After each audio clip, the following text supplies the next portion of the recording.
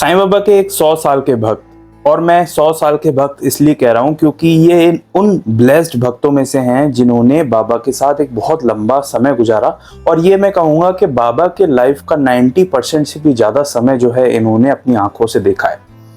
100 साल के इस तरीके से क्योंकि जब इनका जन्म हुआ था उससे लेके जब इन्होंने शरीर छोड़ा, ये भक्त 100 ईयर्स के थे, 100 साल के थे। और 1968 में इन्होंने शरीर का त्याग किया और तब ये 100 साल के थे। इसका मतलब है उससे 100 साल पहले 1918 तक बाबा को, महासमाधि के वक्त तक बाबा को इन्होंने देखा। और इन्होंने क्या क्या चीजें देखी वो जाननी बहुत खास है, और इन्होंने अपनी जो चीज़ें देखी हैं वो बताई हैं। और इन्होंने साथ ही में बहुत खास रिश्ता जुड़ता है क्योंकि ये जो भक्त है इनका नाम है बालाजी बापूजी जगताप। अच्छा, बालाजी बापूजी जगताप की एक सिस्टर थी जिनका नाम था रंबाबाई जी।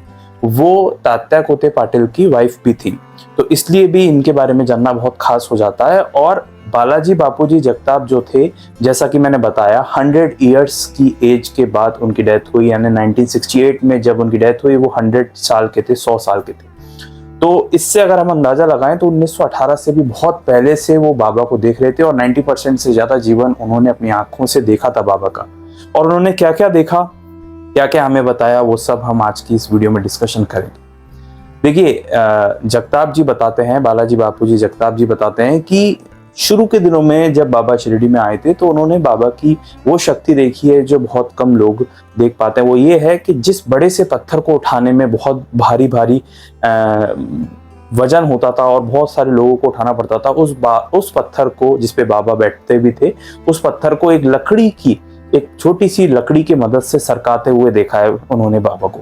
तो ये बात वो बताते हैं और ये दर्शाता है कि फिजिकल जो पावर होती है वो इतनी ज्यादा इंपॉर्टेंट नहीं होती, क्योंकि फिजिकल पावर तो बहुत लोगों में है, शारीरिक बल तो बहुत लोगों में है, लेकिन बाबा की वो जो ताकत है, वो जो शक्तियां हैं, वो ये प्रदर्शित करती हैं, वो ये बताती हैं कि बाबा कोई एक आम शक्ति नहीं थे। क्योंकि ये जो सेंटेंस, जो बातें उन्होंने बताई, इन सब बातों में कहीं ना कहीं हमें ये चीज सामने आती है कि बाबा दिव्य शक्ति थे। और इसी वजह से हमें कई सारी आगे बातें इससे खास जानने को मिलती हैं।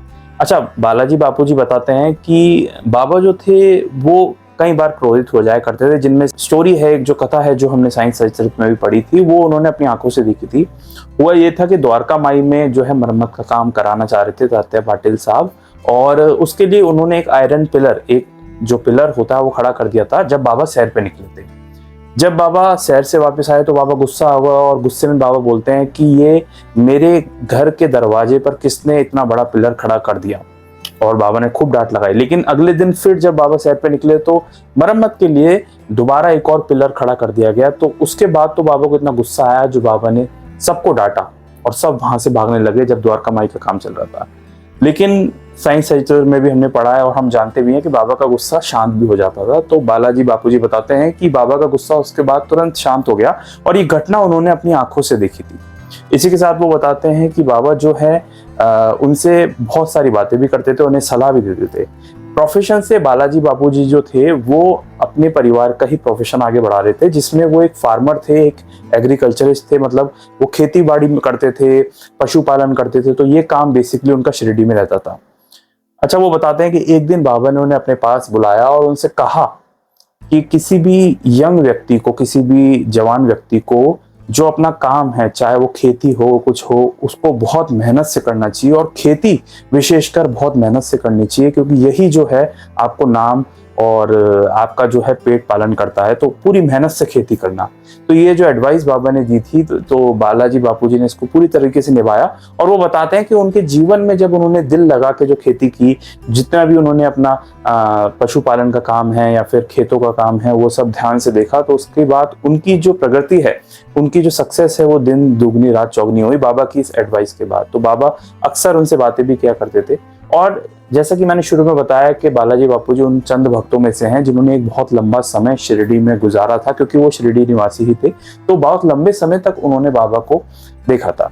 अच्छा, वो एक चीज और बताते हैं कि द्वारका माई में जो भी लकड़ी का काम हुआ था वो तुकाराम सुतार द्वारा किया गया था। और बाबा की जो चावड़ी यात्रा है वो जब शुरू हुई उसके बारे में भी वो कुछ बताते हैं कि जब चावड़ी का समारोह होता था और बाबा को तात्या पाटिल साहब और श्यामा जी जो है वो उठाते थे और लेकर चलते थे द्वारका माई से चावड़ी की ओर। तो वो जो एक पूरी यात्रा होती थी उसमें जो दगड़ू भाऊ हैं, दगड़ू भाऊ एक व्यक्ति हैं, एक भक्त हैं बाबा के, वो जो हैं वो लैंटर्न यानी कि उस जमाने की लाइट जो होती थी, आज तो लैंटर्न यूज में नहीं आता, बट जो एक लाइट करने के लिए जिसमें मोमबत्तियों से जलाया जाता था लैंटर्न, वो उठाकर आगे चलते थे उस यात्रा में। और साथ ही में सैदू भाई सैयद जी जो थे वो बैंड बाजा और म्यूजिक जो है वो म्यूजिक देने का काम करते थे उस यात्रा में जो चावड़ी का समारोह होता था। तो ये बहुत खास बातें हमें जानने को मिलती हैं बालाजी बापू जी के द्वारा। बालाजी बापू जी के एक बेटे भी थे, उनकी एक सिस्टर थी रामबाबाई जी, जिनकी शादी जो है वो तात्या पाटिल जी से हुई थी।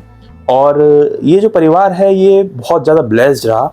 एक तो लंबे समय तक बाबा की निगरानी में रहा, बाबा का आशीर्वाद इस परिवार पर रहा, और साथ ही में बाबा के आशीर्वाद से इस परिवार की दिन दुगनी रात चौगनी जो है सक्सेस इन्हें मिली, और बहुत ही ज़्यादा खुशहाली, क्योंकि ये ईमानदारी से खेती करते थे, ईमानदारी से अपना कारोबार करते थे। तो इनका जो कारोबार है वो खूब आगे बढ़ा और खूब ज़्यादा सक्सेस मिली इस परिवार को। और जो बालाजी बापू जी की वाइफ थी उनका नाम था ठाकुबाई जगताप जी। तो उनका एक बेटा भी हुआ था। और तो ये कहानी हमें जानने को मिलती है जो बालाजी बापू जी अपनी आंखों देखा बताते हैं। और इतना लंबा समय जो उन्होंने जीवन जिया इस पृथ्वी पर, 1968 तक 100 ईयर्स जो उन्होंने देखे अपने जीवन के, उसमें से बहुत समय बाबा के साथ गुजारा। तो उम्मीद है आपको ये कहानी इनके बारे में जानकर अच्छा लगा होगा। और ऐसी अलग अलग भक्तों के बारे में जो बाबा से मिलने आते थे या बाबा से किसी तरह का कनेक्शन रहा है, उन सब के बारे में मैं इस चैनल पर बताता रहता हूँ। अगर आप इस चैनल पर नए हैं तो मैं बता दूँ आपको, मैं बाबा से जुड़ी हुई कहानियाँ और 1918 से पहले उन भक्तों की कहानियां आप तक पहुंचाता रहता हूं, क्योंकि मेरा ऐसा मानना है कि अगर हम बाबा के बारे में जानते हैं तो उन भक्तों के बारे में जानना जरूरी है जिन्होंने बाबा को देखा, बाबा की सेवा की और उनकी आज्ञा का पालन किया। और अगर आप इसी तरह बाबा से जुड़ी हुई कहानियां जानना चाहते हैं तो आप इस चैनल को सब्सक्राइब कर सकते हैं। मिलेंगे एक नेक्स्ट वीडियो में एक नई कहानी के साथ। ओम साई राम।